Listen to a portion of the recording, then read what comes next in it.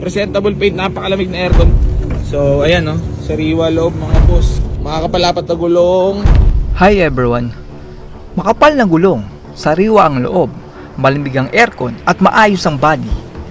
Yan ang mga salita na ginagamit ni Boy AC Garage upang makabenta siya ng mga kanyang garanti sabog na sasakyan na ginagawa lang ng paraan ng kanyang mga Siraniko boys. Sa video na ito ay tingnan natin kung gaano nagiging tubong lugaw ang mga siraing kotse na binibenta ni Boy AC Garage at iba pang pangmomodus na ginagawa niya ngayon. Panoorin natin ang video na ito. Bistado ng isang netizen ang kahindik-hindik na pagpapatong ni Boy AC Garage ng dobleng presyo sa kanyang mga malabombang sasakyan. Ayon sa isang netizen sa isang car for sale sa Batangas, ay nabili lang daw ni Boy AC Garage ang Revo na ito sa halagang 70,000 pesos at ibinibenta na 165,000 pesos. 165 mga boss. Makakapal mga goma, ang lamig na aircon. Galing pa daw ang Revo na ito sa tambakan at kahit alam ni Boy AC Garage na may matinding sira, ay kinuha pa din ni Boy AC Garage para maibenta ng mabilisan. Pininturahan lang daw ni Boy AC Garage ang hood ng Revo na ito na hindi pa nga ito lalagpas ng 5K. Baka nga itong mga Siraniko lang ni Boy AC Garage ang nagpintura sa tabi-tabi at yun na, instant 165,000.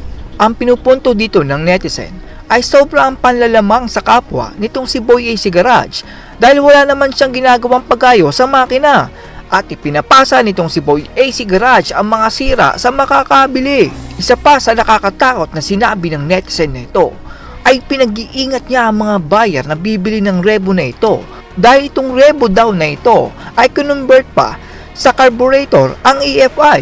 Kaya ang sabi ng netizen ay please ingat kayo. Ang isa pang babala ng customer na nung ginagawa ang pagre-repaint dito sa hood ng Revo na ito ay bumabagyo at malamang sa malamang ay tinamaan ng tubig ang bakal ng hood na magkakaroon ng kalawang sa katagalan. Kaya sa mga susunod na buwan ay magkakaroon ng bubbles ang hood ng Revo na ito kaya kawawa ang makakabili. Kung umabot kayo sa parte ng video na ito, ay mag-iingat po kayo dahil itong si Boy AC Garage ay may parapol ngayong Disyembre. Ito pong raffle itong si Boy AC Garage ay wala pong DTI permit. Ibig sabihin ay illegal po itong raffle na ito ni Boy AC Garage. Ayon sa DTI, ang anumang raffle at katulad na paligsahan na bukas sa publiko ng Pilipinas ay nangangailangan ng permit galing sa Department of Trade and Industry. Ito ay upang maprotektahan ang mga Pilipino sa panluloko at scam na raffle katulad ng ginagawa ni Boy AC Garage. Sa nakikita nyo ay itong raffle ni Boy AC Garage ay walang permit galing sa DTI na ibig sabihin ay hindi nasuri ng DTI kung totoo ba o panluloko ang raffle na ito. Pinag-iingat ko po ang lahat na tumaya sa raffle na ito dahil sigurado ko na isa itong uri ng panluloko na the moment na mag-send kayo ng GCash ay auto-block ang aabutin nyo. Katulad ng pag-block dun sa ginang na nakabili ng Civic Bigote na nung nagbe-message itong ginang para tulungan sa paglipat ng rehistro ay block ang inabot nila dyan kay Boy AC Garage. At ito pa, kung titingnan mo ang itsura ng Civic na ito ay mukhang inayos ng totoong owner at kung si Boy AC Garage ang magbibenta nito ay doble or triple ang patong na ilalagay ni Boy AC Garage. Kaya kung 500 per slots lang at 600 per slots ay hindi tutubo ng malaki itong si Boy AC Garage. Dahil ang totoong Boy AC Garage ay gahaman sa pera. Ang totoong Boy AC Garage ay pera lang ang mahalaga sa kanya at hindi yung kondisyon ng kotse. Kaya sa itsura ng kotse na ito na mukhang nasa maayos na kondisyon ay mukhang hindi magagawang pakawalan ni Boy AC Garage sa mababang presyo sa raffle. Kaya malakas ang kutob ko na ang raffle na ito ay isang uri ng scam lamang. Kung sakasakali man na legit na si Boy AC Garage yan, ang gagawin ni Boy AC Garage ay papapanalunin niya dyan yung kakilala din niya. Gagawin ni Boy AC Garage na kunwari kalahati na lang ang ibabayad ng kakilala niya at yung kakilala niya ang papapanalunin niya para magmukhang legit na may nanalo. Pero ang totoo ay nakabayad na ang kanyang kakilala. Iyon ay para tiba-tiba na namang kita ni Boy AC Garage na talagang merry-merry ang kanyang Pasko. Ang galing talaga ng diskarte mo doon, Boy AC Garage. Alam mo, sa tanong na diploma o diskarte ay talagang nabigyan mo ng hustisya ang salitang diskarte. Tinalo mo pa ang mga valedictorian sa talino mo, Boy AC Garage. Sayang nga lang yung talino mo, Boy AC Garage, na sana ay nagagamit mo sa kabutihan. Pwede ka sanang salesman ng mga legit na car dealers sa galing mong magsalita. Biruin mo, kahit ang bulok at karag-karag mong kotse ay nagagawa mong ibenta sa mga buyer mo na hindi nila nabibisto na sira ang mga sasakyan mo. Sayang nga ang galing mo, Boy AC Garage, pero ginamit mo ang galing mo sa panluloko ng mga tao. Ang isa pang kotse na overpriced na binibenta ni Boy AC Garage ay ang Nissan Sentra na ito.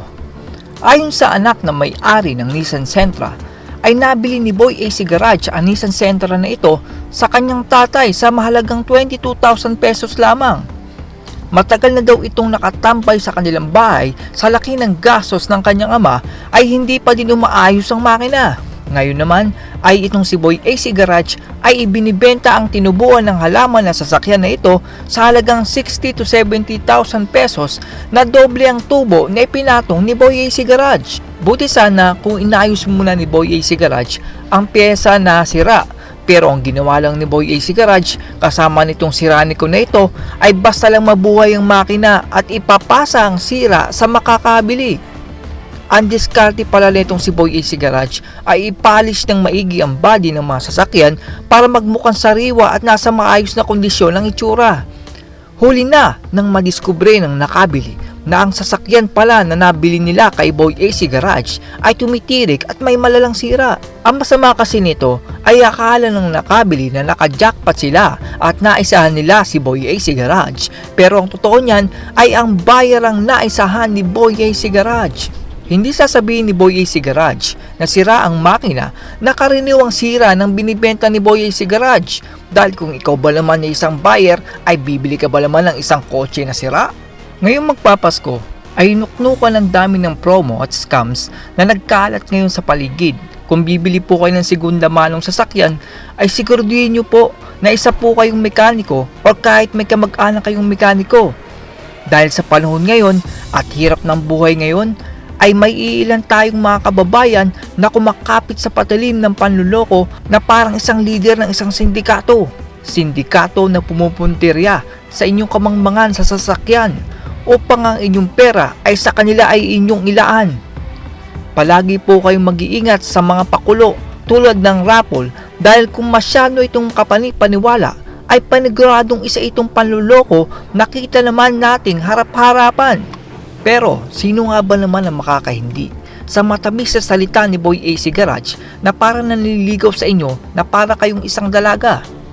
Mag-iingat po ang lahat ng bibili ng sasakyan. That's all everyone. Salamat sa inyong panonood. This is Chuck and you're watching Biker Drone.